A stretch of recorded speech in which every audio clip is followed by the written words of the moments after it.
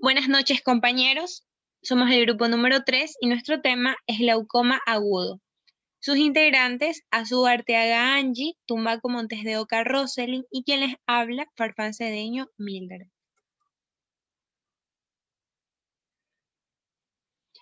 El glaucoma es una neuropatía óptica crónica adquirida que se caracteriza por una depresión cóncava del disco óptico y por una pérdida del campo visual. Suele estar asociada con presión intraocular elevada generalmente. El mecanismo de presión intraocular elevada en el glaucoma es el deterioro de la excreción del humor acuoso resultante de dos variables.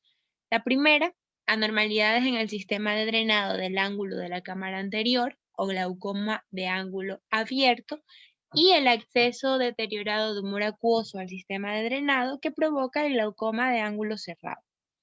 En todos los pacientes con glaucoma, la necesidad de tratamiento y su efectividad se determinan por una inspección adecuada de discos ópticos, por medición de los campos visuales y por una medición regular de la presión intraocular que se realiza a través de la tonometría. Según su causa, el glaucoma se clasifica en 4 grupos: en glaucoma primario, glaucoma congénito, glaucoma secundario y glaucoma absoluto. El glaucoma primario a su vez se subdivide en glaucoma de ángulo abierto y glaucoma de ángulo cerrado, que de ellos vamos a hablar más adelante. El glaucoma congénito se subdivide en glaucoma congénito primario, glaucoma asociado con otras anormalidades del desarrollo ocular y glaucoma asociado con anormalidades del desarrollo extraocular. El glaucoma secundario se subdivide en glaucoma pigmentario, glaucoma de exfoliación, glaucoma a causa de cambios en el cristalino, glaucoma a causa de cambios en el tracto uveal, síndrome iridocorneal endotelial, traumatismo secundario a una cirugía, glaucoma neovascular, presión venosa epiesclerótica elevada y también glaucoma secundario al uso de esteroides. Y el glaucoma absoluto, este es el resultado final de cualquier tipo de glaucoma no controlado, en donde el ojo se torna rígido, ciego y con frecuencia doloroso. En la fisiopatología tenemos que el principal mecanismo de la pérdida visual es la apoptosis de células ganglionares retinianas, lo que conduce a que las capas de fibras nerviosas e interna nuclear de la retina adelgacen y se pierdan axones en el nervio óptico. Entonces el disco óptico se vuelve atrófico con agrandamiento de la copa óptica. Existen efectos de la presión intraocular elevada que van a depender del tiempo y de la magnitud de la elevación de la presión intraocular. Y tenemos las 3 variables, que son el glaucoma de ángulo cerrado, el glaucoma de ángulo abierto y el glaucoma de tensión normal. En el glaucoma de ángulo cerrado, la presión intraocular alcanza 60 a 80 milímetros de mercurio, lo que produce un daño isquémico agudo en el iris, con edema corneal asociado y daño en el nervio óptico. En el glaucoma de ángulo abierto primario, la presión intraocular no aumenta a más de 30 milímetros de mercurio y se desarrolla una lesión celular ganglionar retiniana durante un periodo prolongado. En el glaucoma de tensión normal, las células ganglionares retinianas pueden ser susceptibles de daño a causa de presión intraocular en el intervalo normal, o en el mecanismo principal de daño puede ser isquemia cefálica del nervio óptico. Como dije anteriormente, vamos a separar el glaucoma de ángulo cerrado y el glaucoma de ángulo abierto. En este caso, el de ángulo cerrado se produce por la elevación de la presión intraocular a causa de la obstrucción repentina del sistema de drenaje que permite al humor acuoso del ojo pasar a la cámara anterior. Y entonces la principal consecuencia es que el ángulo que forma el iris y la córnea en el punto de encuentro se estreche. Por eso se denomina glaucoma de ángulo cerrado. Este es poco frecuente es el menos común de todos los tipos de glaucoma. Es un cuadro clínico de urgencia médica, es decir, tiene que atenderse de manera inmediata. Existen varias causas por las cuales el glaucoma agudo tiene más probabilidades de aparecer. Por ejemplo, ser algo hereditario, tener algún familiar que haya sufrido de glaucoma agudo. El estrés y la tensión nerviosa también provocan su aparición, al igual que algunos medicamentos. Y por último, las personas con los ojos pequeños también tienen más tendencia a sufrir un glaucoma agudo.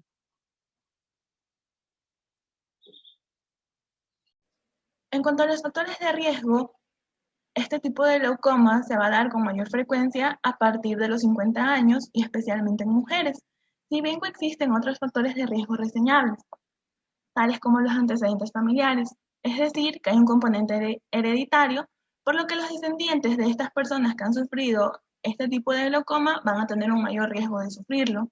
Las características anatómicas, ojos pequeños o cámara anterior de tamaño inferior a lo normal, la hipermetropía, los medicamentos, tales como los fármacos de la familia de los anticolinérgicos o los simpaticomiméticos, pueden llegar a producir glaucoma de ángulo cerrado o glaucoma agudo, la tensión nerviosa y el estrés. En cuanto a sus signos y síntomas, a diferencia del glaucoma de ángulo abierto, el de ángulo cerrado se manifiesta con síntomas claros, tales como alteraciones visuales. En las alteraciones visuales vamos a encontrar lo que es la visión borrosa con percepción de halos en torno a las fuentes lumínicas. Por otro lado tenemos el dolor intenso, que se va a iniciar en el ojo y en los casos más graves puede causar cefaleas agudas que se extienden hacia la nuca y que pueden llegar a afectar al trigémino.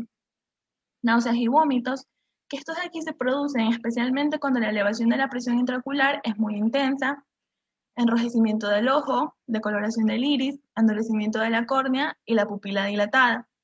Todos estos síntomas se van a intensificar.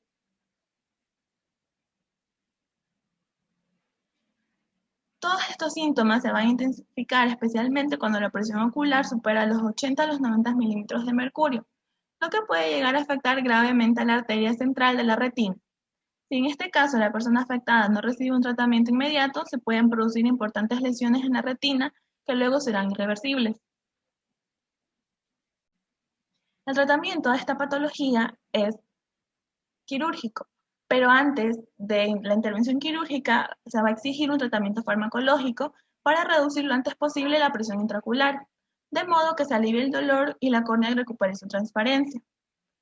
En el caso de que hayan transcurrido más de 6 horas desde el momento en que se han producido los primeros síntomas, deberá procederse de forma inmediata a la intervención quirúrgica con el fin de evitar daños irreversibles en la retina. Si el tiempo que ha pasado es inferior, se podrá esperar hasta el día siguiente. La técnica quirúrgica que se utiliza para el tratamiento del glaucoma agudo es una iridectomía. El objetivo principal de esta es crear una nueva vía de comunicación entre las cámaras anterior y posterior del ojo para que así pueda drenarse el humor acuoso. Habitualmente se realiza mediante láser, aunque en algunos casos es necesario recurrir a la técnica tradicional y abrir el globo ocular. Esta intervención quirúrgica también se realizará en el otro ojo, ya que cuando uno de ellos es afectado, es muy probable que también se produzca en el otro. Glaucoma de ángulo abierto primario. Este glaucoma es la forma más común en hombres negros y blancos. En Estados Unidos se estima que el 1.29 al 2% de las personas de más de 40 años van a sufrir esta patología. Sin embargo, a los 75 años el porcentaje va a incrementar. La enfermedad es 4 veces más común y tiene 6 veces más probabilidad de causar ceguera en personas de raza negra. En estos individuos hay una fuerte tendencia familiar y es por esto que los parientes cercanos de estas personas afectadas deben someterse a exámenes regulares. La característica patológica principal es un proceso degenerativo en la malla trabecular que incluye la deposición de material extracelular en la malla y la parte inferior del revestimiento endotelial del canal de Schlemm. Esto difiere del proceso normal de envejecimiento. La consecuencia es la reducción del drenaje del humor acuoso que conduce a una elevación en la presión intraocular. En el glaucoma de ángulo abierto de principio juvenil, casi el 5% de los casos familiares y cerca del 3% de casos no familiares se encuentran asociados con mutaciones en el gen de miocilina sobre el cromosoma 1. La presión intraocular elevada precede a cambios del disco óptico y el campo visual de meses a años. Aunque hay clara asociación entre el grado de presión intraocular y la gravedad y la velocidad de la pérdida visual, hay gran variación entre individuos en cuanto al efecto de la elevación de presión sobre el nervio óptico. Algunos ojos toleran la presión intraocular elevada sin que se desarrollen cambios en el campo visual o en el disco óptico. Otros desarrollan cambios glaucomatosos con presión intraocular constante normal, lo que se conoce como glaucoma de baja tensión. Sin embargo, grados más altos de presión intraocular se encuentran asociados con pérdida mayor del campo al presentarse. Hay fuerte evidencia de que el control de la presión intraocular disminuye y hace más lento el daño al disco y la pérdida del campo. Por cada reducción de 1 milímetro de mercurio de presión intraocular, hay casi 10% de disminución del riesgo de progreso del glaucoma. Si hay cambios extensivos en el disco o pérdida del campo, es aconsejable reducir la presión intraocular tanto como sea posible, de preferencia a menos de 15 milímetros de mercurio. En lo que respecta al diagnóstico, este se establece cuando los cambios glaucomatosos de campo o de disco óptico se asocian con presiones intraoculares elevadas, ángulo de cámara anterior abierto que parece normal y ninguna razón para la elevación de la presión intraocular. Al menos 1/3 de pacientes tienen presión intraocular normal cuando son examinados por primera vez, de modo que las tonometrías repetidas pueden ser de mucha utilidad. En cuanto a la detección de glaucoma, el principal problema en la detección del glaucoma de ángulo abierto primario es la ausencia de los síntomas, hasta que la enfermedad está relativamente avanzada. Cuando los pacientes tienen la primera noticia de pérdida de campo, ya ha ocurrido un daño sustancial al nervio óptico. Para que el tratamiento logre ser exitoso, se debe iniciar en una etapa temprana de la enfermedad, y eso depende de un programa de detección activo. En lo que respecta a la evolución y pronóstico, sin tratamiento puede avanzar de forma insidiosa hasta producir ceguera completa. Si las gotas antiglaucoma controlan la presión intraocular en un ojo que no ha sufrido daño glaucomatoso extensivo, el pronóstico es bueno, aunque la pérdida de campo visual puede avanzar a pesar de la presión intraocular normalizada. Cuando el proceso se descubre en etapa temprana, la mayoría de los pacientes de glaucoma pueden tratarse médicamente con éxito. Finalmente, la trabeculectomía es una buena opción en pacientes que progresan a pesar del tratamiento médico. En cuanto a las diferencias, podemos encontrar varios tipos de glaucoma, pero los dos principales son el glaucoma de ángulo abierto y el de ángulo cerrado. Ambos tienen la característica de producirse por un aumento de la presión intraocular. De estos dos tipos, en lo que respecta al glaucoma de ángulo abierto, este es el que se da con mayor frecuencia, ya que representa del 90 a 95% de los casos de glaucoma. Como se ha comentado, este se genera por un aumento de la presión ocular generada por una obstrucción en los canales de drenaje. Su principal característica, y la que le da el nombre, es que presenta un ángulo abierto entre la córnea y el iris. y se va desarrollando lentamente y durante toda la vida. Por otro lado, el glaucoma de ángulo cerrado es menos común y, aunque se genera por un aumento de la presión ocular, se observa por un ángulo cerrado y estrecho. En este caso, el desarrollo es más rápido y requiere atención médica inmediata, ya que puede provocar daños importantes en el ojo. Muchas gracias.